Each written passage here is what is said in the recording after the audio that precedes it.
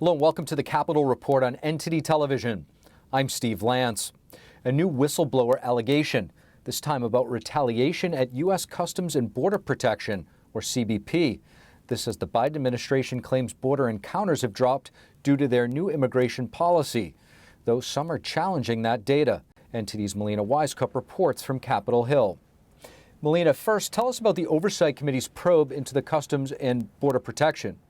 Two committee chairmen, Comer of Oversight and Green of Homeland Security, sent a letter to CBP commissioners. In that letter, they detail allegations from a whistleblower who accuses the agency of retaliating by relocating Chief Patrol Agent Gregory Bovino from his El Centro Border Patrol sector to the D.C. headquarters. This is after the chief gave a transcribed interview to the committees, and also CBP did not allow the chief to come and testify publicly before Congress on the border issue back in February. Now the chairman want a briefing from CBP as well as documents related to their decision to relocate the chief. So, Melina, now about the latest situation at the southern border. The Department of Homeland Security reporting that encounters at the border have dropped 65% since May, but some are questioning this data. What's going on? Well, critics argue that there are not less people coming. It's just that simply the Biden administration's policies have changed the way that what would be illegal immigrants are being processed. Here's how Congressman Chip Roy explains it. That we've had almost 500,000 people processed through the one app. So all we're doing is diverting how people are coming to Texas. But DHS Secretary Mayorkas says that these newly created legal pathways deter cartel smuggling. We use our discretionary authority under humanitarian parole.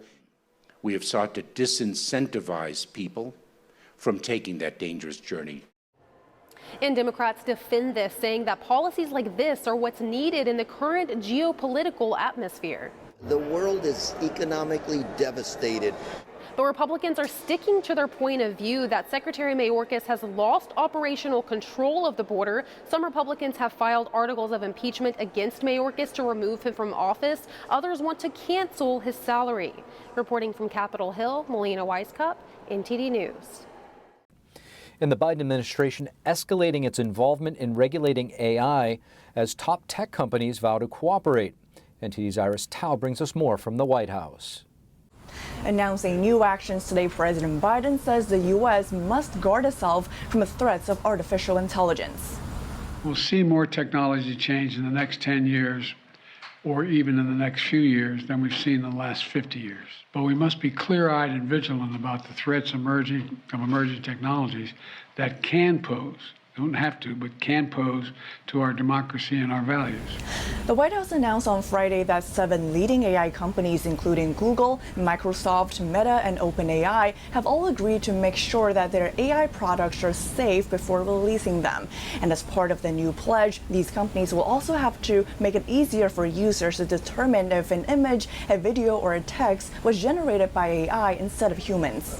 To develop safe, secure, and trustworthy technologies that benefit society and uphold our values. These commitments are real and they're concrete.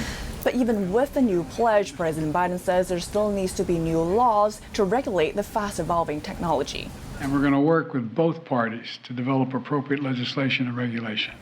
And President Biden says that in the coming weeks, he will take executive action to regulate AI. Reporting from the White House, Iris Tao, NTD News. Florida Governor Ron DeSantis going against Anheuser-Busch. Florida's state pension fund is invested in Bud Light's parent company, which the governor is now investigating. NTD's Arian Pazdar has more. Florida Governor Ron DeSantis is re-evaluating the state's pension fund investments in Anheuser-Busch. The beverage company took a huge hit in sales. That came after Bud Light worked with transgender influencer Dylan Mulvaney for promotional content. Months afterwards, Bud Light sales are still down over 20%.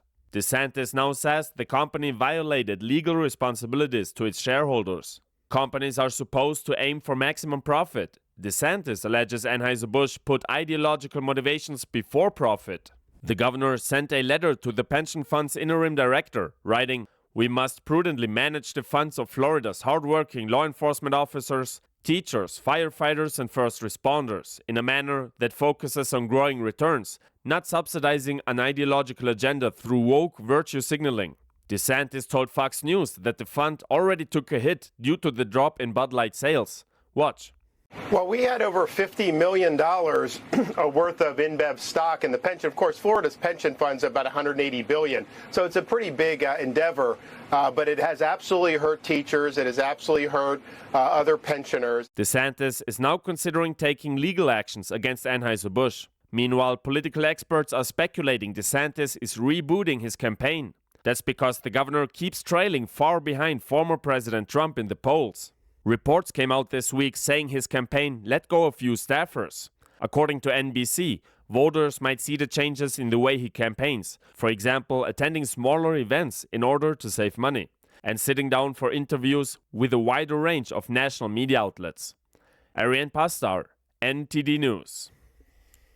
How does the U.S. strategy in the Indo-Pacific shape the global dynamic? And what role does China play in that region? Two Washington officials made some assessments earlier today, and NTD's Sam Wong brings us the details. The Brookings Institution hosted two Biden administration officials discussing the strategic importance of the Indo-Pacific alliance. We believe that much of the history of the 21st century will be written in the Indo-Pacific. America's future security and prosperity is inextricably linked to developments in this consequential region. Dan Crittenbrink serves as the Assistant Secretary of State for East Asian and Pacific Affairs. He noted that the U.S. is committed to strengthening partnerships in the Indo-Pacific to enforce rule-based international order. Crittenbrink mentioned that China remains a challenge for regional security, and the best way to manage that hurdle is to bolster allies. We have a regional strategy of which China is a part and not the other way around. Our allies and partners are intrinsically valuable to us. That's going to be the focus of our efforts across the region. China has recently stepped up its aggression in the Indo-Pacific region. Back in May, a Chinese fighter jet made a dangerous maneuver towards a U.S. aircraft, cutting right in front of its nose. According to the U.S. Indo-Pacific Command, that move forced the U.S. aircraft to fly through its wake turbulence. On the defense front, Eli Ratner, the Assistant Secretary of State for Indo-Pacific Security Affairs, said that Washington is working closely with Australia and the UK. So a conventionally armed, nuclear-powered submarine for the Australians that we would be working on trilaterally with the UK as well. We completed a decision around the optimal pathway at the end of the 18-month consultation period. As for Washington's next move in the Indo-Pacific, Secretary of State Antony Blinken has a trip to the region scheduled for next week. He'll be visiting Tonga, New Zealand, and Australia. Reporting from Washington, D.C., Sam Wong, NTD News. Thank you for watching the Capitol Report. If you want to see our full broadcast, check us out at epochtv.com.